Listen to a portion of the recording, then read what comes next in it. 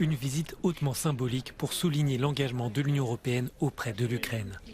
La présidente de la Commission européenne a fait le déplacement jeudi à Kiev pour rencontrer le président ukrainien Volodymyr Zelensky. Ursula von der Leyen était accompagnée de 15 commissaires européens pour des entretiens bilatéraux avec le gouvernement. Ces rencontres se sont déroulées sur le territoire d'un pays en guerre, un message supplémentaire envoyé à la communauté internationale. Mais au-delà des symboles, le président ukrainien réclame de nouvelles sanctions contre la Russie. La présidente de la Commission promet qu'elles seront prêtes dans quelques jours pour la date anniversaire du déclenchement de la guerre. We will introduce with our G7 partners an additional price cap on Russian petroleum products. And by the 24th of February, exactly 1 year since the invasion started, we aim to have the 10th package of sanctions in place.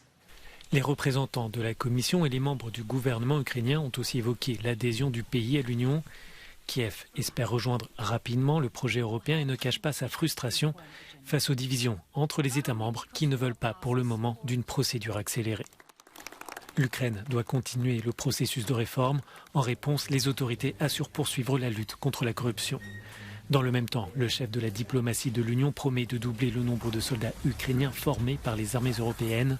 Josep Borrell s'engage aussi à fournir des moyens supplémentaires pour mener une campagne de déminage.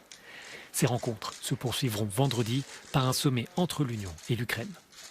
Ukrainian authorities insisted that the EU-Ukraine summit should take place here in Kyiv and not in Brussels.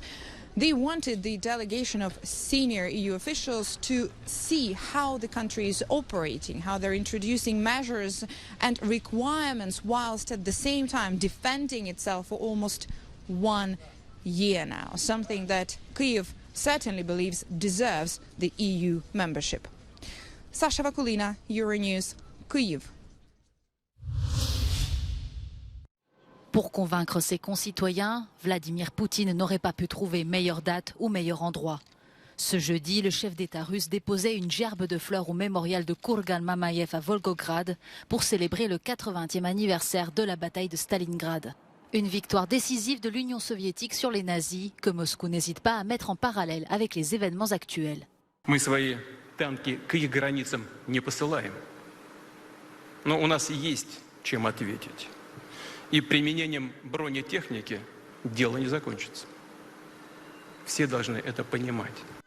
Une allusion directe à la livraison d'armes et de chars européens et américains à l'Ukraine contre lesquels le maître du Kremlin garantit la victoire. Tout au long de la journée, concerts et défilés militaires se sont succédés pour commémorer cette date clé de l'histoire soviétique, alors que les forces russes intensifient leurs actions dans l'est ukrainien après la prise récente de Soledar, un tournant décisif de la guerre selon Moscou, à l'instar de Stalingrad en 1943. La guerre en Ukraine contribue-t-elle à la prospérité de la Norvège ? Depuis le début de l'invasion russe, le 24 février dernier, les exportations de gaz et de pétrole ont triplé et avec elles, les bénéfices perçus par Oslo. Une manne que le Royaume devrait redistribuer à l'Ukraine sous peine de passer pour un profiteur de guerre. Le gouvernement norvégien refuse les critiques. Money coming in from sales of oil and gas does not come to my budget. It comes into the pension funds and this is our way of spreading those incomes to future generations. Le Premier ministre affirme qu'Oslo va augmenter son aide à l'Ukraine. We are committed in Norway to maintain a high level of support to Ukraine. Norway is a fortunate country.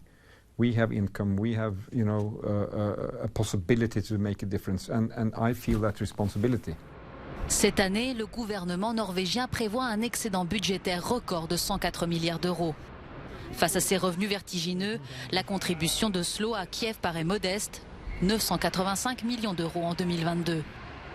Un nouveau plan d'aide pluriannuel à l'Ukraine devrait être présenté dans les prochains jours.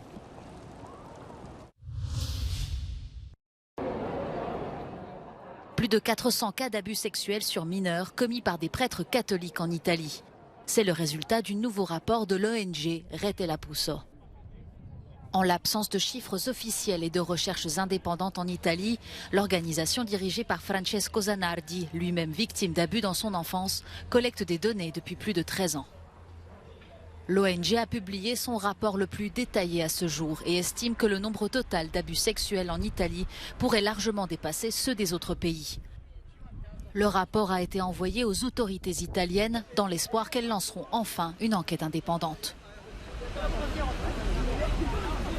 Su un periodo lungo come quello preso in esame dalla Francia, che evidenziava circa 300.000 vittime tra preti e indotto cattolico, volontari, eccetera, eccetera.